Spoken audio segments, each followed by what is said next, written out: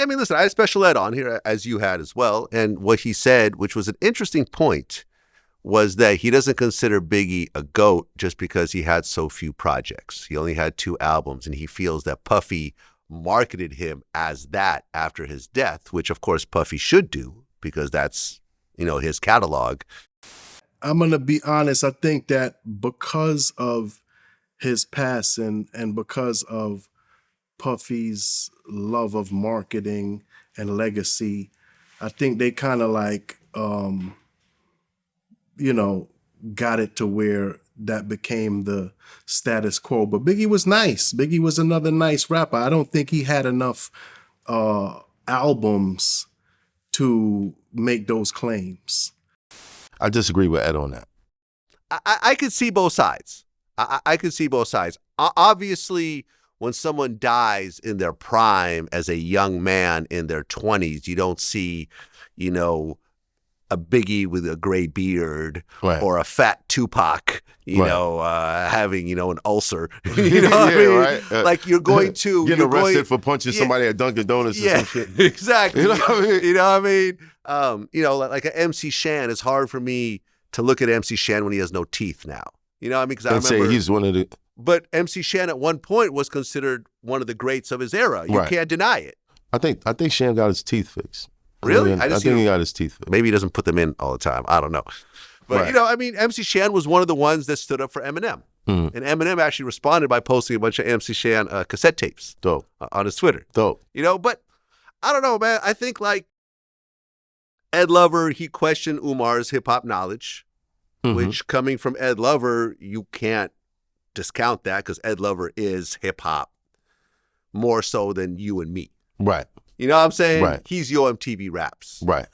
He held the torch, after Fab Five Freddy's, run ended on MTV. He held a torch, and you could arguably say that hip hop may have died out if it wasn't for that TV show. No. That was the only national platform of the genre. Now, but you have to remember around that time.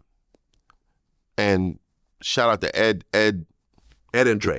Ed and Dre, their contribution, it was very necessary. Monumental.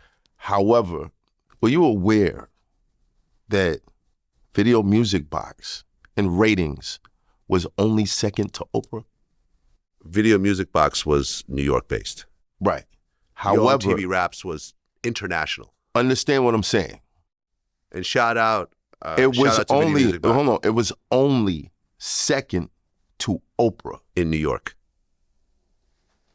In New York. You could almost, here's the thing.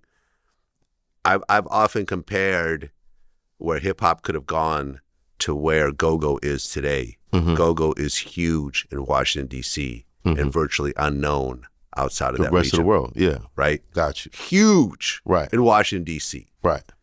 But outside of, you go to California and I don't know any go-go songs. Do you know any go-go songs? Like doing the butt? Well, we're talking about New York. We're talking about New York City, right? New York City. We're talking about. Yeah, but New York City still only goes so far. You know what I'm saying? But at a time where New York is the tastemaker. I understand that. And it could have stayed in New York if an international platform like MTV didn't say, hey, living in the Bay Area, I used to rush home after school so I could watch every episode of Yo MTV Raps. Right.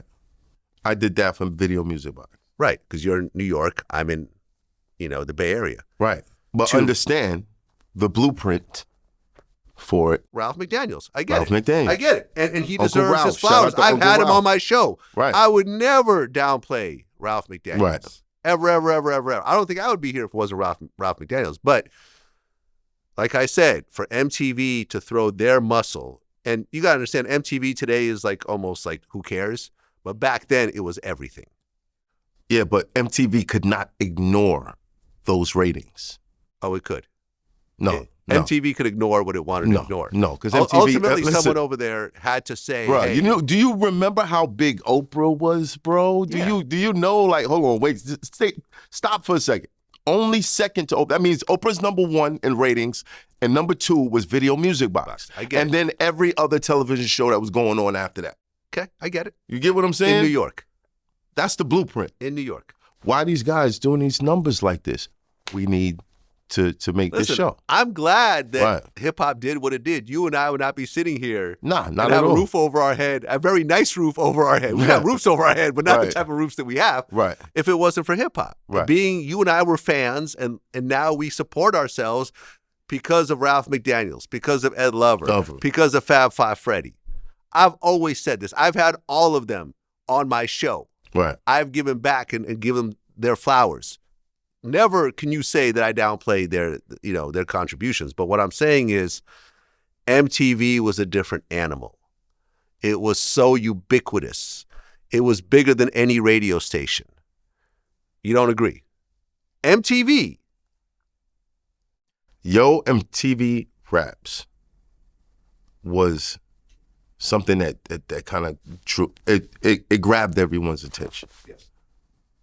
Would MTV be as big as it was around that time? Without it, no. I still put the credit on hip hop. MTV was, you could almost say MTV was a platform that launched Michael Jackson to who he was.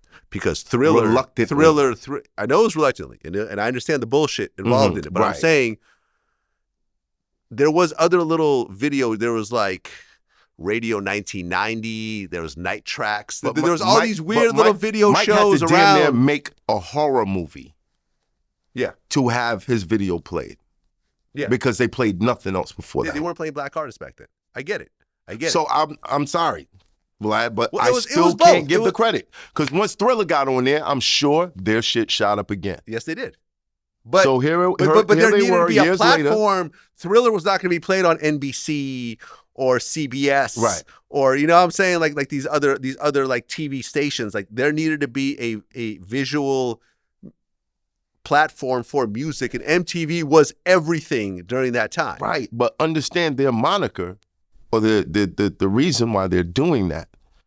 Just like every other successful business, they recognize something that is going to move, and then they take advantage. Yeah, not necessarily take advantage, because there were a lot of guys that it was symbiotic. Right. It helps both people. Right. Like Michael Jackson had an immense amount of benefit from being on MTV, and MTV had an intense amount of benefit from playing his video. Playing their video. I remember at that time, my parents were too poor to have cable in our house. So everyone in my elementary school was talking about the Thriller video, and I would lie and say that I saw it. But I didn't really see it because we kind of didn't have cable at the house. When he was like, you're like, I would lie. I would lie because that was like one of those You're the things. only one doing the dance all fucked up. Right.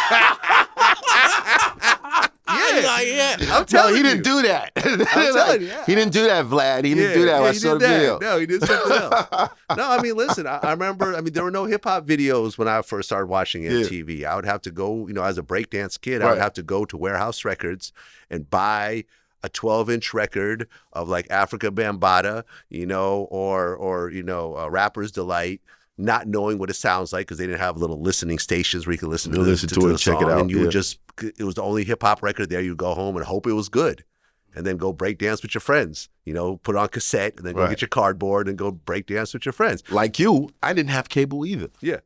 So MTV's value was okay. I see what you're saying. So Video Music Box, which was public access, right? That was it. Well, there you go. There you go. But back to the whole conversation.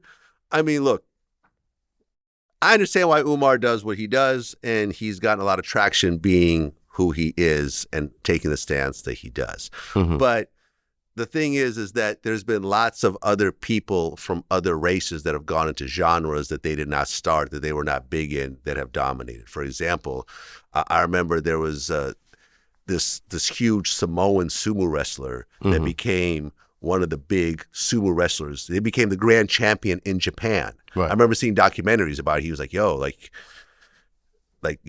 they wash my feet here. And, he had a little Japanese wife because he just became the best in the genre. And the greatest samurais recorded were black.